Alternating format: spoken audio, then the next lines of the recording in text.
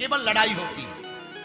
पर सुंदरकांड सुंदर क्यों है? हमें लगता है सुंदरकांड इसलिए सुंदर है, इसमें विचार भी होता है और हनुमान जी के द्वारा कार्य भी होता है।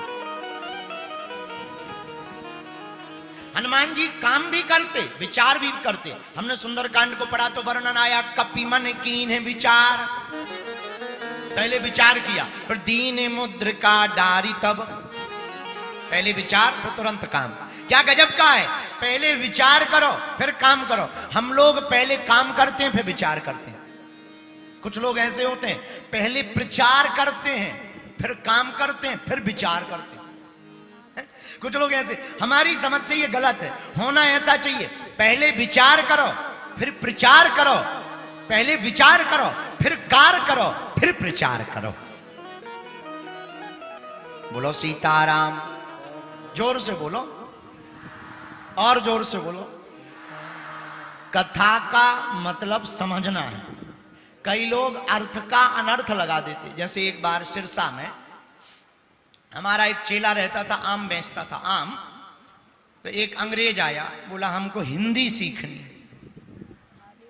तो सिरसा के लोग तो महान होते ही हैं, तो उसने कहा कि सीख लो, कोई बड़ी बात नहीं। तो बोले आप ही सिखा दो।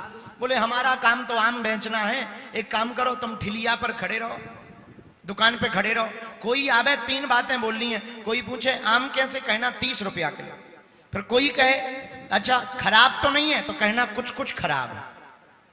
और अगर वो ना ले जाने लगे तो कह देना तुम नहीं ले जाओगे तो कोई और ले जाएगा। बस इतनी सी सीखना है, तुम नहीं ले जाओगे तो कोई और ले जाएगा, इतना सीखना है। 3 बातें, 30 रुपया किलो, कुछ कुछ खराब, तुम नहीं ले जाओगे तो कोई और ले जाएगा। अंग्रेज तो अंग्रेज, उसने 3 बातें सीख ली। अब कोई आवे, आम कैसे 30 रुपया किलो, कुछ खराब है क्या? हाँ कुछ कुछ खराब है, हमें नहीं लेना है, कुछ कुछ खराब है, महंगे हैं, 25 के दो। नो, नहीं दोगे, हम जा रहे, तुम नहीं ले जाओ तो कोई और ले जाए। हिंदी बढ़िया सीखी, लेकिन अर्थ का अनर्थ कर दिया, क्योंकि अर्थ पता नहीं था। एक बहन जी आई, बोली एक बात बताओ भैया, उसे आम नहीं खरीदने थे। उसने पूछा रेलवे स्टेशन कहाँ है, इसने वही ठोक दिया 30 रुपया किलो।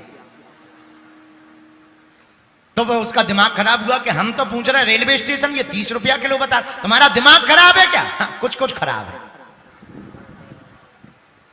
कुछ कुछ खराब है।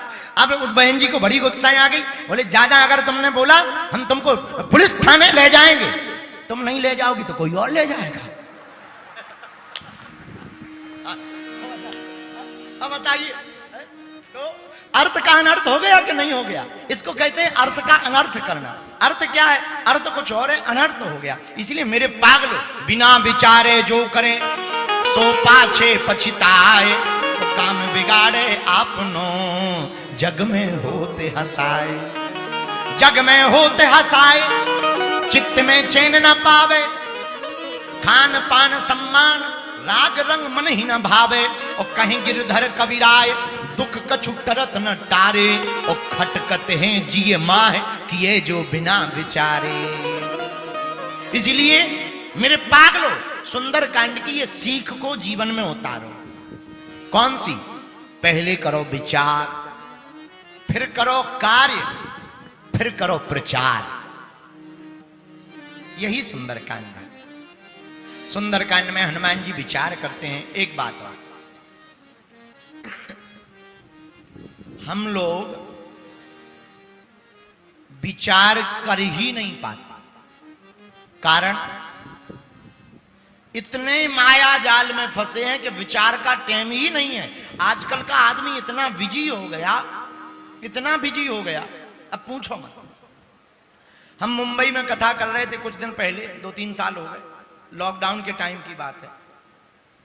मुंबई में कथा चल रही थी, तो जिसके घर पे कथा करके रुके थे, वहां पंडित जी आए, बोले गुरुजी आपकी आज्ञा हो तो हम इनके बेटा की शादी कर दें, पढ़ दें।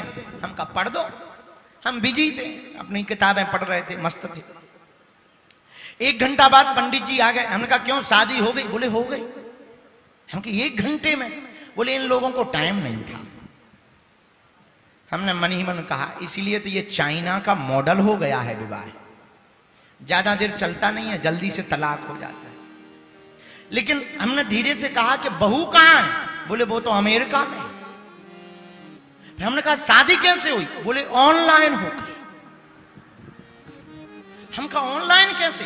बोले दूल्हा ने यहां अग्नि जला ली, दुल्हन ने वहां अग्नि जला ली, हम मंत्र बोलते गए, वहां फेरे, वो करती रही, यहां पे। हम कहा क्या गजब की शादी है। हम कहा फिर बच्चा तो फ्लिपकार्ट से मंगवा लेना चाहिए। जब शादी ऑनलाइन हो गई तो बच्चे फ्लिपकार्ट।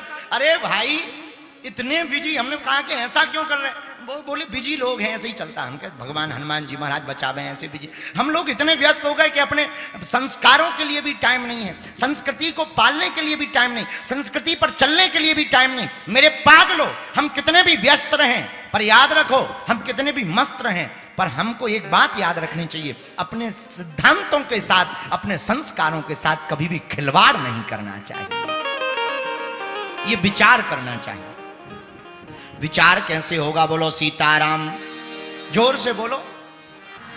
विचार करने के लिए व्यक्ति को प्रतिदिन 30 मिनट ध्यान करना चाहिए। पेन कागज लेकर रख ले, 30 मिनट सोचें आज हमें क्या करना है, कल हमने क्या क्या किया, कौन सी काम की कमी रह गई, कल कौन सी भूल की, आज वो नहीं करनी है। इस पर प्रतिदिन अगर कोई विचार करके करेगा, हम दावे के साथ कह सकते वो आदमी कभी भी असफल नहीं होगा।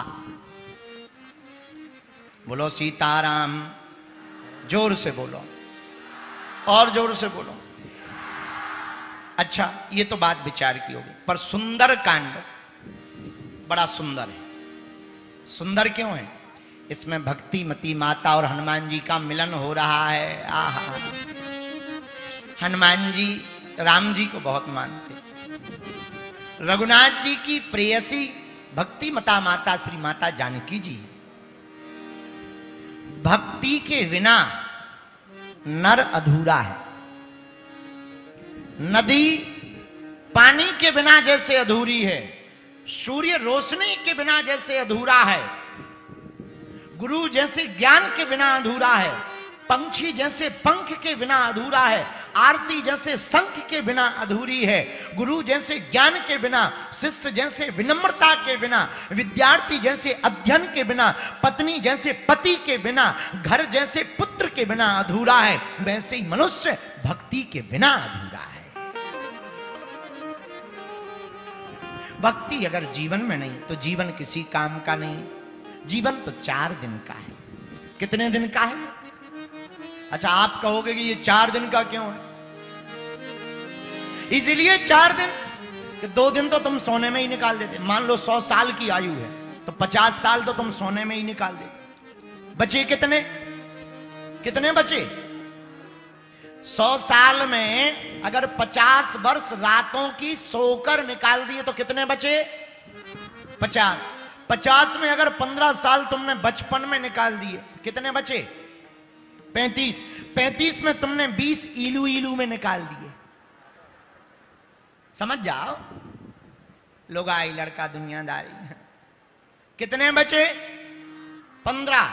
15 में 5 तुमने घूमने में निकाल दिए, कितने बचे? बस बचे 10। तब तक आ गया बुढ़ापा, सो बस कर रहे हैं। हम कहें कहो राम, का गई महाराज रावण ठटरी के बरे। एक हमारे भक्त थे, हमने उनको फोन लगाया, कहां गए? बोले पिताजी अभी ऊटी शिमला गए। हम की बता, बुढ़ापे में भी जो शिमला जा रहे हैं। अरे भाई बुरा ना मानना, जो लोग कहते हैं कि भक्ति बुढ़ापे में करनी चाहिए, हमारा तो मानना है भक्ति तो बचपन से ही करनी चाहिए। बचपन से ही भक्ति को करना चाहिए, बुढ़ापे का नहीं है। बुढ़ापे में राम कहेंगे आम सुनाई देगा, माला देंगे छूट जाएगी, जीवन का कोई भरोसा नहीं। तुम्हें भी पता है, पर क्या तुम मानते हो? ये तो तुम्हें भी पता है कि मरना है, फिर भी जिए जा रहे हैं। ये तो तुम्हें भी पता है कि कुछ साथ नहीं जाना, फिर भी कमाए जा रहे। ये तो तुम्हें भी पता है कि कोई साथ नहीं देगा, फिर भी फ्रेंडशिप कर रहे। ये तो तुम्हें भी पता है कि कोई अपना नहीं है, फिर भी परिचय पूछो ये कौन है? हमारे अपने हैं, ये हमारे अपने हैं, फिर भी तुम बताए जा रहे। इसका मतलब क्या है? जानबूझ करके मक्खी खाना। महाराज उपाय क्या है? उपाय एक है, क्या? तन से संसार के रिश्ते निभाओ, मन से गोविंद से रिश्ता निभाओ। एक उपाय बहुत सरल है। आपको आत्म साक्षात्कार करना है, आपको अगर परमात्मा को पाना है, अगर आपको गृहस्थ में रह करके भी सन्यासी बनना है, तो मेरे पागलों, हिमालय में जाकर के तपस्या करना बड़ी बात नहीं है, घर पर रहकर घर को हिमालय बनाना बहुत बड़ी बात है। हिमालय जाकर तो कोई भी तपस्या कर सकता। बहुत लोग हमें मिलते, गुरुजी हम एकांत में भजन करते हैं। एकांत में रह करके भजन करने वाला एकांती नहीं होता, भीड़ में रह करके एकांत बनाने वाला एकांती होता है। तुम भीड़ में रहो और एकांत रहो। कुछ लोग हमें मिलते, गुरुजी हम तो चप्पल ही नहीं पहनते। क्यों नहीं पहनते? छोड़ दी। जब हमने बाद में पता किया, पता लगा कि इनके घर पे चूहा बेदा मांग रहा, पैसा है ही नहीं इसीलिए पहनते नहीं। बताइए, इसको छोड़ना नहीं कहते, इसको कहते मजबूरी। चप्पल त्यागना